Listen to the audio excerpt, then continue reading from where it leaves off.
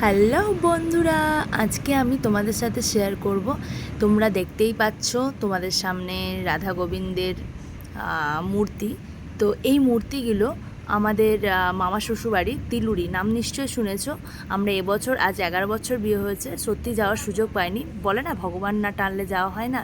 তো এবছর আমাদের ভগবানের টানে আমরা চলে গেছি। তো এইগুলো কথিত আছে যে বহু আগে ঠাকুর দাদাদের আমলে এগুলো বৃন্দাবন থেকে ওনারা হেঁটে নিয়ে এসেছেন। তোমরা নিজের চোখে এগুলো দেখো। তো আমাদের নিজেদের পুজো, মামা শ্বশুরবাড়ির নিজের পুজো, দেখতেই পাচ্ছ।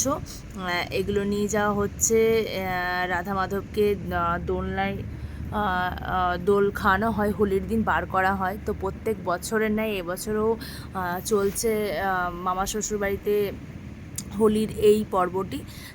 তো প্রত্যেক বছর এই দিনে রাধা মাধবকে বার করা হয় এবং দেখো তোমরা দেখতে থাকো, দোলনায় দোলানো হচ্ছে।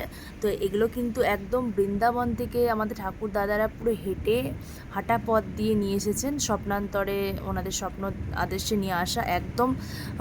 সবাই এখানে এই ঠাকুরদের খুবই মানেন এবং সত্যি খুবই সুন্দর। তো তোমরা দেখতে থাকো নিজের চোখে। এত সুন্দর একটা দৃশ্য আমরা নিজেরা যখন দেখলাম, তো আমরা ভাবলাম তোমাদের সাথে শেয়ার করি।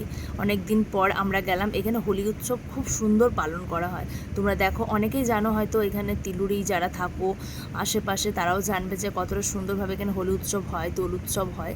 তো দেখো তোমরা শ্রীকৃষ্ণকে, আমাদের যুগল মূর্তি রাধাকৃষ্ণকে কিভাবে দোল খাওয়ানো হচ্ছে।